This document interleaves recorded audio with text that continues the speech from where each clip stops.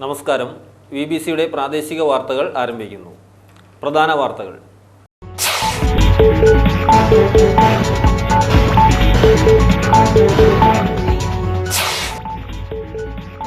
Trade യൂണിയനുകൾ ആഹ്വാനം ചെയ്ത ദേശീയ പണിമുടക്ക് ഹർത്താലായി മാറി.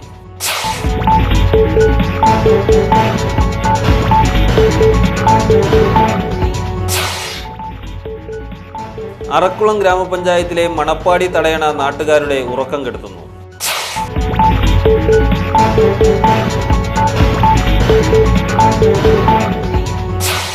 മുട്ടത്തെ വിദ്യാർത്ഥി സംഘർഷം. SFI DYFI പ്രവർത്തകർ തൊടുപുഴയിൽ PT തോമസ് MPയുടെ കോലം കത്തിച്ചു.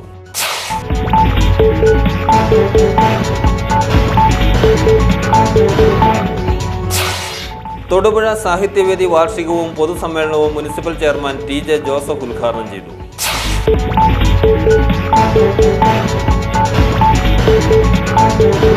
തൊടുപുഴ നഗരസഭാ ഓഫീസിൽ വിജിലൻസ് റെയ്ഡ് നടന്നു. വ്യാപാര സ്ഥാപനങ്ങൾക്ക് ലൈസൻസ് നൽകുന്ന വിഭാഗത്തിലാണ് പരിശോധന നടന്നത്.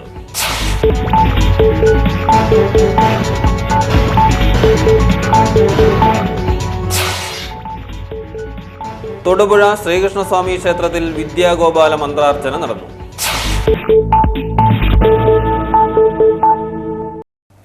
വാർത്തകൾ വിശദമായി.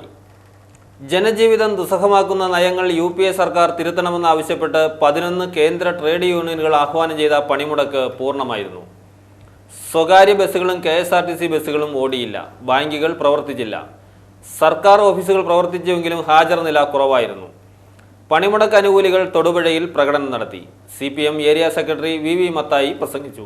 അതിൻ്റെ ഭാഗമായിട്ടുള്ള ഉദാരവൽക്കരണ നയങ്ങൾ, ആ നയങ്ങൾ നമ്മുടെ രാജ്യത്ത് നടപ്പാക്കി തുടങ്ങിയപ്പോൾ തന്നെ നമ്മുടെ രാജ്യത്തെ ചിന്തിക്കുന്ന ബുദ്ധിജീവികൾ, സാമ്പത്തിക ശാസ്ത്രജ്ഞന്മാർ, ട്രേഡ് യൂണിയൻ നേതാക്കന്മാരെല്ലാം പറഞ്ഞു ഈ സാമ്പത്തിക നയങ്ങൾ നമ്മുടെ രാജ്യത്തെ കൂടുതൽ ദുരിതത്തിലേക്കാണ് നയിക്കാൻ പോകുന്നത്, നമ്മുടെ രാജ്യം കൂടുതൽ തകർച്ചയിലേക്കാണ് നയിക്കാൻ പോകുന്നത് എന്ന് സൂചിപ്പിക്കുകയുണ്ടായി. എന്നാൽ അന്ന് കോൺഗ്രസിൻ്റെ നേതാക്കന്മാർ, നമ്മുടെ രാജ്യത്തെ മാധ്യമങ്ങൾ എല്ലാം പറഞ്ഞത് ഈ സാമ്പത്തിക നയങ്ങൾ നടപ്പാക്കുന്നതിൻ്റെ ഫലമായി, ഉദാരവൽക്കരണ നയങ്ങൾ നടപ്പാക്കുന്നതിൻ്റെ ഫലമായി നമ്മുടെ കാർഷിക മേഖലയും വ്യാവസായിക മേഖലയും എല്ലാം വലിയ പുരോഗതി ആർജിക്കാൻ പോവുകയാണ് എന്ന പ്രചാരവേലയാണ് ഇവിടെ ഭൂഷ മാധ്യമങ്ങളും അതുപോലെ നമ്മുടെ രാജ്യത്തെ ഭരണാധികാരികളും എല്ലാം നടത്തിയത്. എന്നാൽ പ്രിയമുള്ളവരെ, 20 വർഷങ്ങൾക്ക് ശേഷം നാം പരിശോധിക്കുമ്പോൾ പണിമുടക്ക് പൂർണ്ണ വിജയമായിരുന്നുവെന്ന് BMS നേതാവ് സിബി വർഗീസ് പറഞ്ഞു. രാജ്യത്തെ തൊഴിലാളി സംഘടനകൾ സംയുക്തമായിട്ട് പണിമുടക്ക് സംഘടിപ്പിച്ചിരിക്കുകയാണ്. ഈ രാജ്യത്തെ തൊഴിലാളികളും സാധാരണക്കാരും കർഷകരും അനുഭവിക്കുന്ന ജീവത്തായ പ്രശ്നങ്ങൾ ഏറ്റെടുത്തുകൊണ്ടാണ് ഈ പണിമുടക്ക് ആഹ്വാനം ചെയ്തിരിക്കുന്നത്. ഇന്ന് രാജ്യം ഒട്ടാകെ സ്തംഭിച്ചിരിക്കുകയാണ്. തൊഴിലാളികളുടെ തൊഴിൽ സുരക്ഷിതത്വം ഉറപ്പുവരുത്തുക, തൊഴിൽ നിയമങ്ങൾ കാലോചിതമായി പരിഷ്കരിക്കുക, മിനിമം വേതനം കുറഞ്ഞത് 10,000 രൂപയാക്കുക, രാജ്യത്തെ പൊതുമേഖലാ സ്ഥാപനങ്ങൾ സ്വകാര്യവൽക്കരിക്കുന്നതിനെതിരെ നിലപാടുകൾ സ്വീകരിക്കുക, കരാർ തൊഴിൽ സമ്പ്രദായം. ഹർത്താൽ ദിനത്തിൽ ഭക്ഷണം കിട്ടാതെ വലയുന്നവർക്ക് ഭക്ഷണവുമായി മൂവർ സംഘം തൊടുപുഴയിൽ. കോലാനി സ്വദേശികളായ പൗളി, ജിബിൻ, ജോമോൻ എന്നിവരാണ് തൊടുപുഴ കാർഡ്സിന് സമീപം ഹർത്താൽ ദിനത്തിൽ ഭക്ഷണവുമായി എത്തിയത്. ജനങ്ങൾക്ക് ഹർത്താൽ ദിനങ്ങളിൽ ഭക്ഷണം ലഭിക്കാതെയുള്ള ബുദ്ധിമുട്ട് ഒഴിവാക്കുന്നതിന് വേണ്ടിയാണ് ഇതേ രീതിയിൽ നടത്തുന്നതെന്ന് ജോമോൻ പറഞ്ഞു. ഇന്ന് രാവിലെ ഞങ്ങൾ ഇതിനെക്കുറിച്ച് പ്ലാൻ ചെയ്ത് പണിമുടക്കാമെന്ന് അറിഞ്ഞേ ഒരു തട്ടുകട തുടങ്ങിയേക്കാമെന്ന് വെച്ചു. നമ്മൾ നേരത്തെ പല പ്രാവശ്യം വന്നു കഴിയുമ്പോഴും ഈ ജനങ്ങൾക്ക് ഭക്ഷണം കിട്ടാനുള്ള ബുദ്ധിമുട്ടെല്ലാം കണക്കെടുത്ത് നോക്കി കഴിഞ്ഞപ്പോൾ ഞങ്ങൾ രാവിലെ തന്നെ പ്ലാൻ ചെയ്ത് ഈ കട നടത്താൻ പ്ലാനിട്ടത്. അപ്പോൾ ഹർത്താൽ ദിവസമായാലും എല്ലാവരും സഹകരണമുണ്ട്, നല്ല രീതിയിൽ കച്ചവടം കിട്ടുന്നുണ്ട്. അപ്പോൾ ജനങ്ങൾക്ക് ഉപകാരവും ഞങ്ങൾക്കൊരു തൊഴിലായി അവർ കണക്കൂട്ടൽ വെച്ചാണ് തുടങ്ങിയത്. ഇനിയൊരു ഹർത്താൽ വന്നാലും ഞങ്ങളുടേതായ സേവനം എന്ന രീതിയിൽ തന്നെ ഞങ്ങളിത് തുടർന്നുകൊണ്ട് പോകുന്നതാണ്. ഹർത്താൽ ദിവസം അങ്ങനെ നോക്കിയിട്ട് അല്ലാതെ നടത്തിയിട്ടുണ്ട്. കഴിഞ്ഞ ഉത്സവത്തിനൊക്കെ അങ്ങനെയൊക്കെ നടത്തിയിട്ടുണ്ട്. പിന്നെ ഞങ്ങൾ നോക്കിയപ്പോൾ ഹർത്താൽ ദിവസം ടാപ്പിംഗ് തൊഴിലാളികളാണ് ജോമോനും ജിബിനും. പൗളി അപ്പം നിർമ്മിച്ച് വിതരണം നടത്തി വരുന്നു. ഈ സംരംഭം പൊതുജനങ്ങൾക്ക് വളരെ ഉപകാരപ്രദമാണെന്ന് ടൗണിലെത്തിയവർ പറഞ്ഞു. അഖിലേന്ത്യാ ട്രേഡ് യൂണിയൻ പണിമുടക്കിന് ഐക്യദാർഢ്യം പ്രഖ്യാപിച്ച് ഇടത് സർവീസ് സംഘടനകൾ നടത്തിയ പണിമുടക്ക് പരാജയമായിരുന്നുവെന്ന് കേരള NGO അസോസിയേഷൻ താലൂക്ക് നേതാക്കൾ പറഞ്ഞു. സർക്കാർ ജീവനക്കാർക്ക് പ്രയോജനമില്ലാത്ത ആവശ്യങ്ങൾ ഉന്നയിച്ച് നടത്തിയ പണിമുടക്ക് രാഷ്ട്രീയ പ്രേരിതമാണെന്ന് തിരിച്ചറിഞ്ഞ് ജോലിക്കെത്തിയ ജീവനക്കാരെ നേതാക്കൾ അഭിനന്ദിച്ചു. തൊഴിലാളികൾ പണിമുടക്കിയതിനാൽ വാഹനമില്ലാത്തതുകൊണ്ട് ഓഫീസുകളിലെ ഹാജർ നില കുറവായിരുന്നുവെങ്കിലും തലേന്ന് തന്നെ അവധിക്ക് അപേക്ഷ നൽകുകയും പണിമുടക്കിൽ പങ്കെടുക്കില്ലെന്ന് ഓഫീസ് തലവന്മാരെ രേഖാമൂലം അറിയിക്കുകയും ചെയ്തിരുന്നു. രാഷ്ട്രീയ പ്രവർത്തനത്തിന് ജീവനക്കാരെ ഉപയോഗിക്കുന്ന രീതി പ്രതിഷേധാർഹമാണെന്ന് NGO നേതാക്കൾ പറഞ്ഞു. PS Sebastian, CS Sameer, V Abbas, UM Shaji, PN Sajeevan, Vincent Thomas, Jose Jacob, PS Shamsuddin, PS Satheesan, MB Pathrose തുടങ്ങിയവർ യോഗത്തിൽ പ്രസംഗിച്ചു.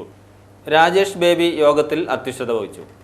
ദേശീയ പണിമുടക്കിന് ഐക്യദാർഢ്യം പ്രഖ്യാപിച്ച് മാധ്യമപ്രവർത്തകർ തൊടുപുഴയിൽ പ്രകടനം നടത്തി. കേരള പത്രപ്രവർത്തക യൂണിയന്റെയും KNEF-ന്റെയും നേതൃത്വത്തിലായിരുന്നു പ്രകടനം നടത്തിയത്.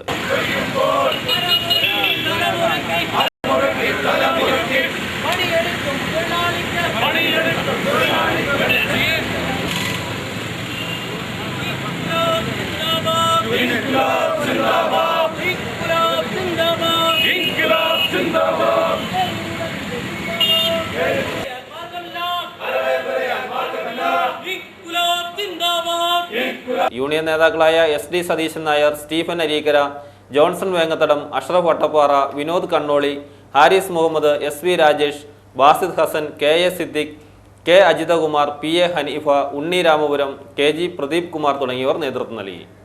ആനക്കൂട് റെസിഡൻസ് അസോസിയേഷൻ ശരീരം തളർന്ന ആൾക്ക് വീട് നിർമ്മിച്ചു നൽകുന്നതിന്റെ നിർമ്മാണ ഉദ്ഘാടനം മന്ത്രി PJ ജോസഫ് നിർവഹിച്ചു. വലിയ ജീവകാരുണ്യ പ്രവർത്തനമാണിത്. രഘുനാഥൻ നായർ വളരെ സന്തോഷവാനായിരിക്കുന്നു. നോക്ക്, സംസാരിക്കുമ്പോൾ ചിരിച്ച് ഒരു ദുഃഖമൊട്ടുമില്ല. ജീവിതത്തോടുള്ള കാഴ്ചപ്പാടാണത്. സങ്കടപ്പെട്ടിട്ട് കാര്യമില്ലെന്ന് അദ്ദേഹം പറയുന്നത്. അതുകൊണ്ട് എപ്പോഴും സന്തോഷമായിട്ടിരിക്കുക. അദ്ദേഹത്തിന് നല്ല വീട് ഭാര്യയ്ക്കും മകൾക്കും കുടുംബത്തിനും വേണ്ടിയിട്ട് ഈ നല്ല കാര്യം ചെയ്യാൻ സന്മനസ് കാണിച്ച റെസിഡൻസ് അസോസിയേഷനെ പ്രത്യേകം അഭിനന്ദിക്കുന്നു. റെസിഡൻസ് അസോസിയേഷൻ മീറ്റിംഗ് എപ്പോഴും കൂടാത്തതുകൊണ്ട് പറയുകയാണ്, എല്ലാവരും വീട്ടിൽ പച്ചക്കറി കൃഷി ചെയ്യണം. പച്ചക്കറി ചെറിയ തോതിൽ എല്ലാവർക്കും ചെയ്യാൻ കഴിയും. ഇപ്പോൾ 93 നമ്മളാണ്. എല്ലാവരോടും എനിക്ക് അഭ്യർത്ഥിക്കാനുള്ളത്. മൈലന്താനത്ത് രഘുനാഥൻ നായർക്കാണ് വീട് നിർമ്മിച്ചു നൽകുന്നത്. രഘുനാഥൻ നായർ ശരീരം തളർന്ന് കിടപ്പിലാണ്. റെസിഡൻസ് അസോസിയേഷനിലെ അംഗങ്ങൾ 91 കുടുംബ അംഗങ്ങളും പുറത്തുനിന്നുള്ള സംഭാവനകളും സ്വീകരിച്ചാണ് വീട് നിർമ്മിക്കുന്നത്. 6 ലക്ഷം രൂപ ചെലവ് കണക്കാക്കിയാണ് വീട് നിർമ്മാണം തുടങ്ങിയിട്ടുള്ളത്. സമീപകാലത്ത് രൂപീകരിക്കപ്പെട്ട റെസിഡൻസ് അസോസിയേഷനുകളിൽ മാതൃകാപരമായ പ്രവർത്തനം കാഴ്ചവെക്കുന്ന ആദ്യത്തെ റെസിഡൻസ് അസോസിയേഷനാണ് ഇത്. അറക്കുളം ഗ്രാമപഞ്ചായത്തിലെ മണപ്പാടി തടയണ നാട്ടുകാരുടെ ഉറക്കം കെടുത്തുന്നു. ഇതേക്കുറിച്ച് ഒരു റിപ്പോർട്ട്. അറക്കുളം ഗ്രാമപഞ്ചായത്തിലെ വാഗമൺ റോഡിൽ മണപ്പാടിയിലുള്ള ചെക്ക് ഡാം, അതിന് താഴ്ഭാഗത്ത് താമസിക്കുന്ന 20ഓളം വീട്ടുകാർക്കും ഇലപ്പള്ളി എടാട് വാഗമൺ റോഡിനും ഭീഷണിയായതായി പരാതി.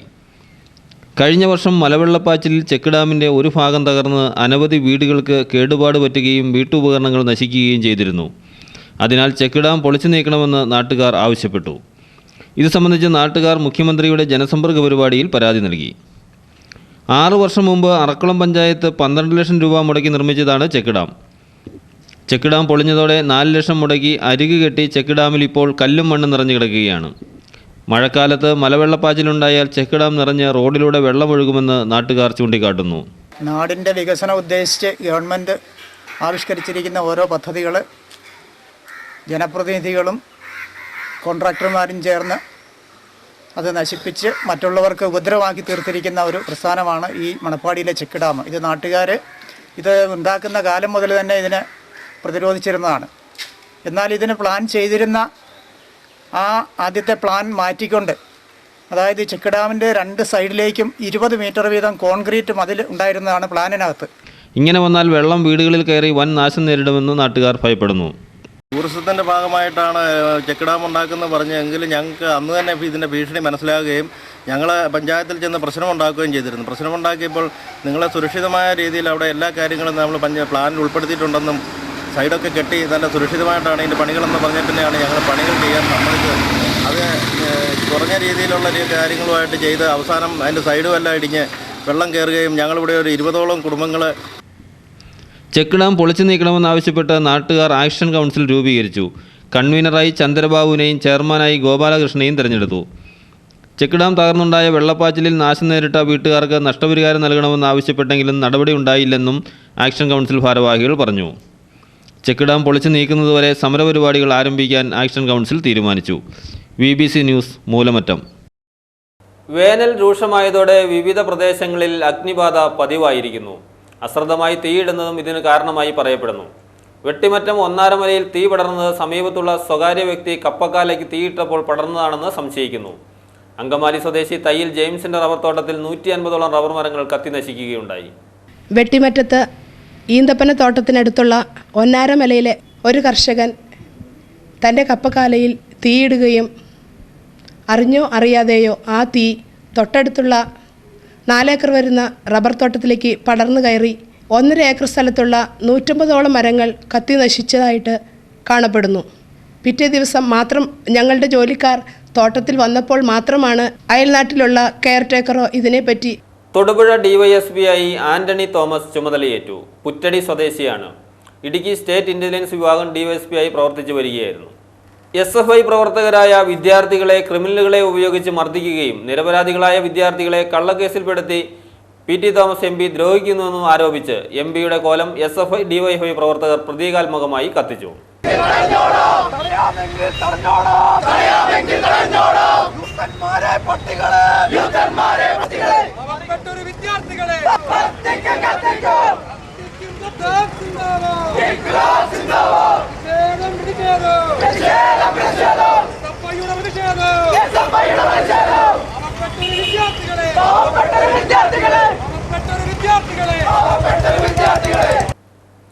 ഭരണവും സ്വാധീനവും പോലീസിനെയും അധികാരവും ഉപയോഗിച്ച് SFI ഇല്ലായ്മ ചെയ്യുന്നതിനുള്ള ശ്രമം ചെറുക്കുമെന്ന് SFI DYFI നേതാക്കൾ പറഞ്ഞു.